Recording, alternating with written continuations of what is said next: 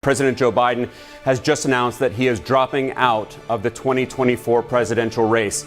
In a stunning letter that was just released moments ago by his campaign on X, formerly known as Twitter, Biden wrote, quote, that it has been the greatest honor of my life to serve as your president, and while it has been my intention to seek re-election, I believe it is in the best interest of my party and the country for me to stand down and to focus solely on fulfilling my duties as president for the remainder of my term. He goes on to say that he will speak to the nation later this week in more detail about his decision. Just a stunning announcement from President Joe Biden that he intends to step down as a candidate in the 2024 election. I want to go straight to CNN White House correspondent Priscilla Alvarez, who is traveling with President Biden in Rehoboth Beach, Delaware. Priscilla, what are you learning? Alex, this is a remarkable development, and it comes after a morning in which we heard more calls for the president to step down from members of his party, including, for example, Senator Joe Manchin. Now, the president in this letter released only moments ago walks through his accomplishments as president. And also, if I can read you this part, it says, "It has been the greatest honor of my life to serve as your president." He goes on to say, while it has been my intention to seek re-election, I believe it is in the best interest of my party and the country for me to stand down and to focus solely on fulfilling my duties as president for the remainder of my term. He goes on to say he plans to speak to the nation later this week. He also thanks Vice President Kamala Harris for, quote, being an extraordinary partner in all of this work. Now, of course, Alex, this comes after that disastrous debate performance by the president in late June. It was after that stoked so much anxiety and panic within the Democratic Party and led to a wave of calls over recent weeks for the president to step aside, to withdraw from this race. And this was something that, despite the president getting back on the campaign trail, despite private conversations with multiple lawmakers, and despite a campaign that up until this point had maintained, even just yesterday, that he was in this race, it appears that we hit that breaking point. Now, of course, the president has been at his residence here in Rehoboth Beach, Delaware. He has been self-isolating because he was diagnosed with COVID earlier in the week. It was that diagnosis that pulled him off of the campaign trail at a pivotal moment. He was in Nevada. He was shoring up support with Black and Latino voters. And it was before one of his last events that he got that positive COVID diagnosis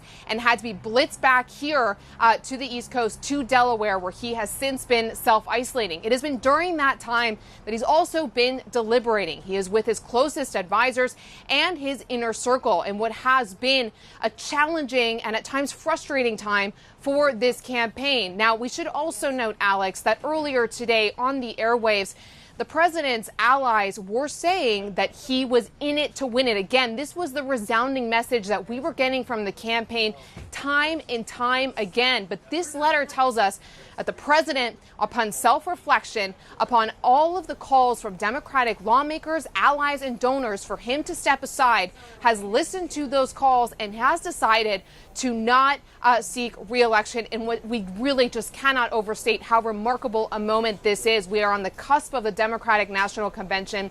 There have been ongoing calls to get that process underway for that virtual roll call. And now so many open-ended questions as to what happens next. We should note Vice President Kamala Harris was at a fundraiser in Massachusetts yesterday, where she too was focused on the vice presidential nominee for the Republicans, J.D. Vance. She was trying to gin up those donor dollars amid some donors deciding not to give money because of all the questions of this campaign. Of course, we'll keep eyes on her. She is in Washington, D.C. today. Many questions moving forward. But one thing has been answered, Alex, and that is that the president will not seek re-election after what has been multiple Democratic lawmakers and allies coming forward to say it was time for him to withdraw. Alex. Yeah, Priscilla, this was announced by President Biden in a letter from the president addressed to my fellow Americans just 14 minutes ago on his X profile. It's not long. It's just one page. You mentioned Vice President Kamala Harris. He says in the second to last graph that he wants to thank Vice President Kamala Harris for being an extraordinary partner in all of this work. and let me express my heartfelt appreciation to the American people for the faith and trust you have placed in me. Priscilla, you mentioned all the questions. Of course, one of the biggest is going to be, does this automatically mean that Vice President Kamala Harris becomes the nominee of the Democratic Party?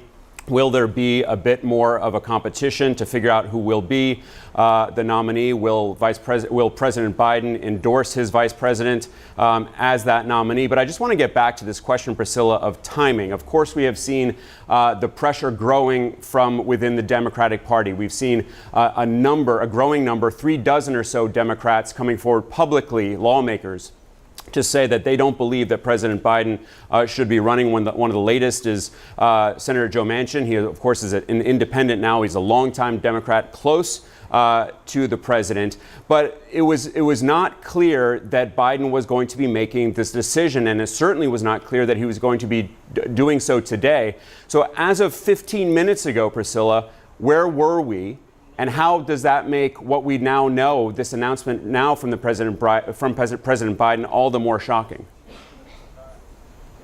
Where we were was that the campaign, his allies, had said he was staying in this race. That is what we were hearing over the course of the morning, including from his campaign co-chairs. But Alex, what everyone told us, what multiple sources told CNN is that this was ultimately the president's decision to make, that he was going to sit with this, that he was going to have those private conversations, including with his family, some of the most pivotal people influential people in his life and pivotal moments. And it was going to be ultimately his decision to make. And that is what I think this letter captures in this moment, is that after that self-reflection, he decided it was not, it didn't make any more sense for him to stick it out and do this re-election. Now, I will say, because you mentioned Vice President Kamala Harris, I had been talking to sources over the last several weeks, and what they all told me is that there was no daylight between the vice president and the president, that she was fiercely behind him, and that she was continuing this campaign as the Biden-Harris ticket. Recall that one of the first things that she said on CNN after that debate performance was that the president should be judged based off his record and not those 90 minutes. And it was that statement that was later used by many of the president's allies, including the First Lady. And so this was the reality for her inner circle as well, was to stay with the president, stay in line with him, and not to flirt with any of the replacement theories that she would be the lead of the party's ticket.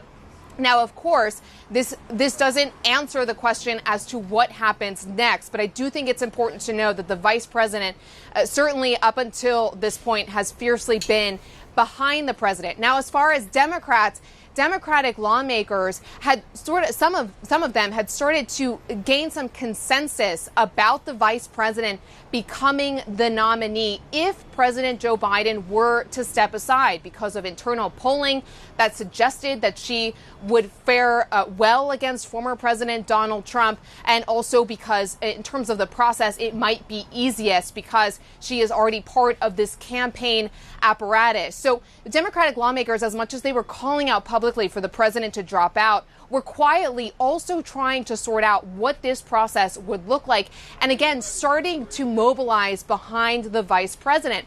But again, it was unclear if the president was going to withdraw. And so a lot of these conversations have been happening behind the scenes, but how they actually come to fruition and what happens next is still unclear. And even those who were having the conversations don't have those answers yet. And so certainly the vice president, again, we should note, is in D.C. We'll wait to see if we hear from her today. But this letter from the president, this one-page letter, still leaves, I should say, a lot of open-ended questions. But to get to your initial question, Alex, as of a few minutes ago, as of an hour ago, it was certainly the message from the president's top brass that he was going to seek re-election. The only caveat to that over the course of all of these weeks was that it was the president who was going to decide ultimately what he was going to do.